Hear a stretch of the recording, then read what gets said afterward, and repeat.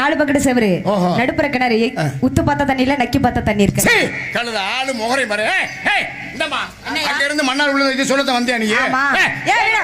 at சல சொல்ற என்ன இல்லையே முகரை பாரு என்ன சொல்றா நீ சொல்லுங்க நான் பாரு சொன்னல எங்கடா பாரு சட்டி ஒட்டியடா மீனா போன பையன் ஐயோ நான் என்ன என் முன்னாடிக்கு போய் என்ன சொல்ல போறேன்னு தெரியல அங்க பாரு பூசாரி நிக்கிற அவர்ட்ட கூட அந்த மணி இல்ல ஆனா உன்கிட்ட இருக்கு லூசு கழுத ஏமா டான்ஸ் பாரத்துல போய் கைய வைக்கிறியாம்மா வாமா 4 பக்கம் சுவரு நடுப்புற கிணறு உத்து பார்த்தா தண்ணி இல்ல உன்ன மாதிரி நக்கி பார்த்தா தண்ணி இருக்கு வாயில வச்சா இனிக்கும்ல என்னது ஆனா உனக்கு இருக்குயா இங்க பாரு அச்சு வெள்ளம் ஆனா உனக்கு இருக்குயா சரியா சரியா சொல்லிட்டேனாமா ஆமாங்க அச்சு வெள்ளம் உருண்டு திரண்டு இருக்கையில அம்மாய் உருண்டு திரண்டு இருக்கையில ஒரு சிரிக்கி காணா புலந்துட்டு இருக்கையில புடுங்குறதுக்கு வர்றேன் பொம்பளை படம் என்ன அப்படி அசிங்கமா பேசுற ஏதோ நீங்க சொல்ல வரீங்கன்னு தெரியுது ஆனா அது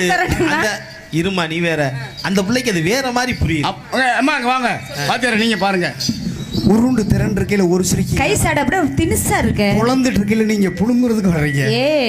என்னத்த உன்னத்த வேண்டாம்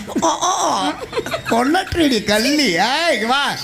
அம்மா இந்த உடை பாத்திருக்கியா ஆமா இந்த உடை இது எதுல இருந்து வருது இந்த உடை எதுல இருந்து வருது நூல் தானே வருது நூல் எதுல இருந்து வருது நூல் எதுல இருந்து வருது பருத்தி பருத்தி பருத்தி உருண்டு தண்டர்கள் யாரா புடுங்குறோமா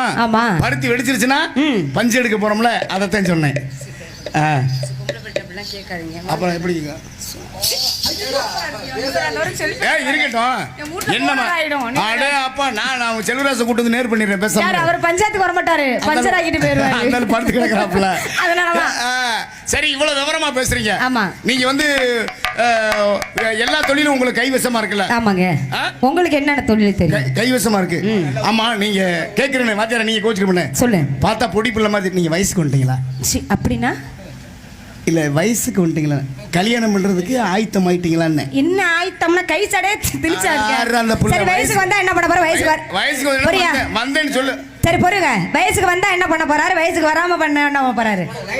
இல்லம்மா